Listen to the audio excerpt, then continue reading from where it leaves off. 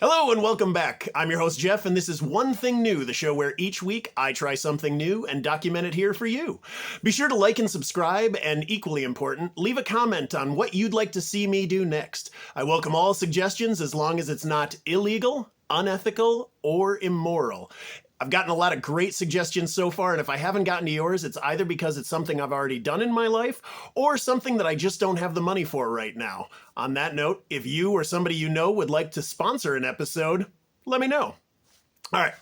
Skip the radio voice. Now let's get into it. So this week's experience was flying the sign, aka panhandling, standing by the side of the road. We've all seen folks out there doing it. Before I get into the activity itself, I was really nervous this week for three different reasons. One, I didn't want this experience to come across as disrespectful or offensive in any way.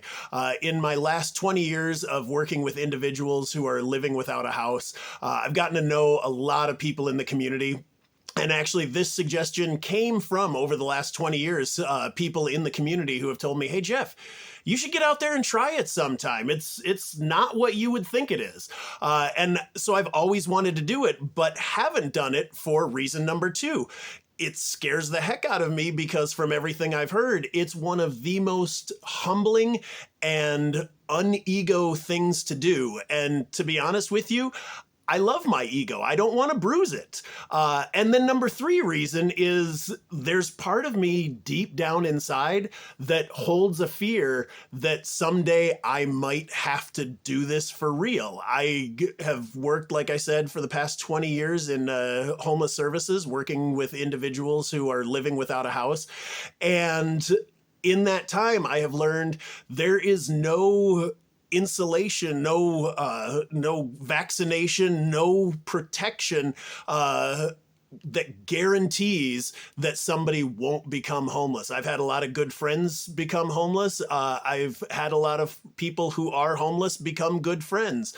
And so there's part of me deep down that doesn't even want to tiptoe into this area because of fear that it just might become something I have to do. So having said all that, let's hop into the experience.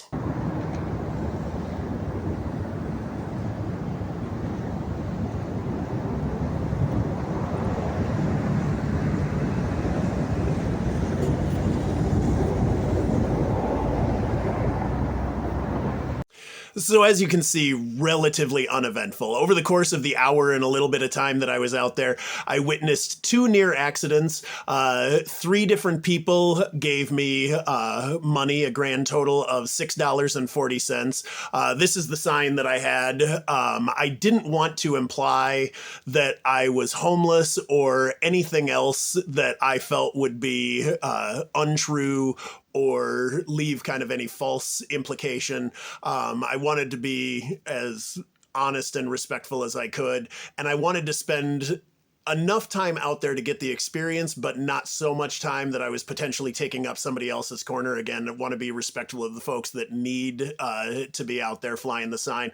Other than the near accidents and collecting money, the other experience that I thought was absolutely hilarious is I was standing there and a young man drove up in his car and out of the corner of his eye and then turned and looked and saw me, and we made eye contact and I said hi, and then he did this and sat at the light shielding himself from me for the next 30 seconds, waiting for the light to turn green, and then drove off. And then there were a handful of other people, and I have found myself doing this as well, so no judgment, no shame, who pulled up and then started frantically looking like they were looking through their center console for something, and then kept looking up to see the light.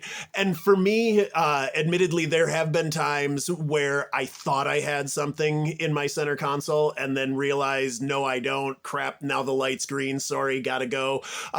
There have been other times when I've thought, I know I don't have anything, but this is just knee-jerk. I feel so uncomfortable. I did realize over the course of the hour how few people even looked up at me or paid any attention to me. And the few people that actually gave me even just a simple smile, I counted a total of, there were the 3 individuals who donated to the cause, and then there were another 5 or 6 individuals who made eye contact with me and smiled and didn't hide from me. And especially near the end, those 6 or so individuals who smiled at me made me feel so good. So that was what I looked like at the beginning. Here's what I looked like at the end of the experience.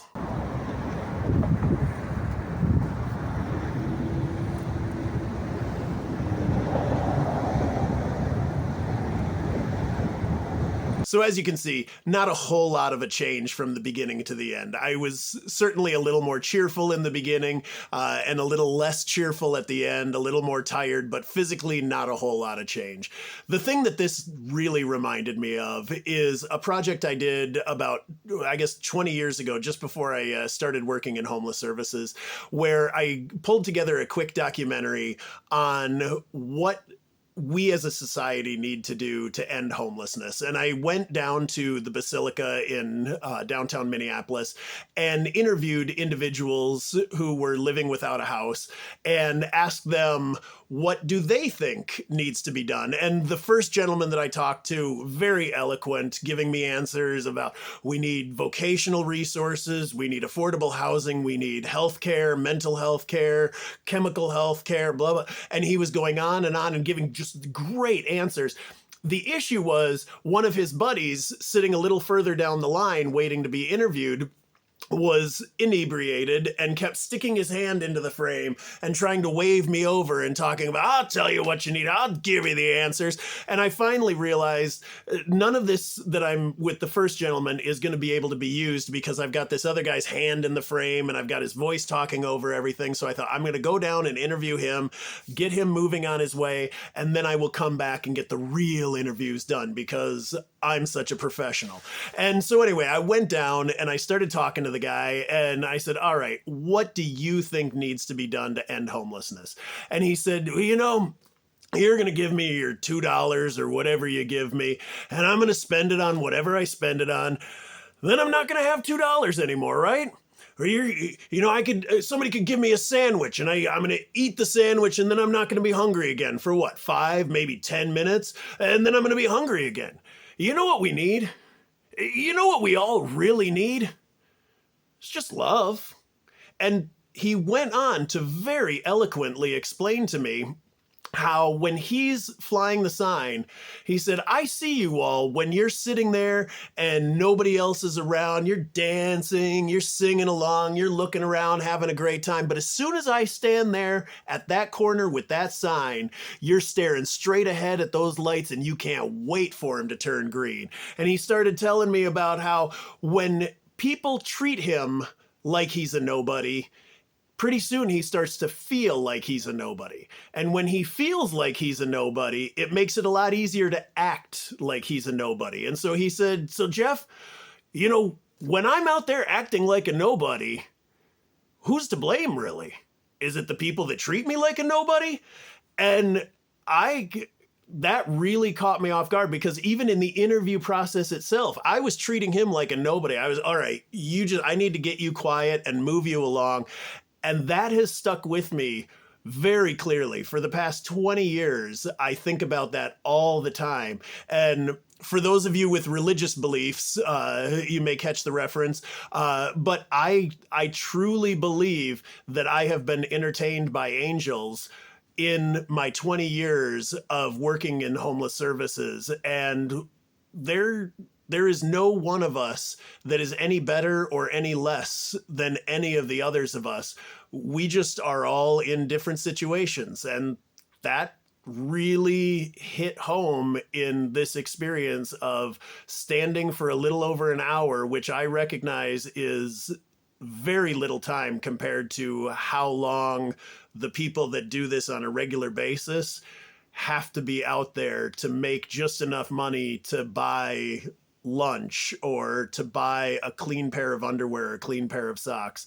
And so that's the message that I want to pass along, is that this was a difficult experience and I hope to never have to do it again. And I learned a lot from it, and I hope you've learned a lot from it as well. Thank you much. Again, make sure you like and subscribe. It feels weird to shift from such a poignant view to, hey, and then make sure you like and subscribe and obviously comment. Let me know what you thought of this activity and let me know what you think I should do next. Thank you much. Bye.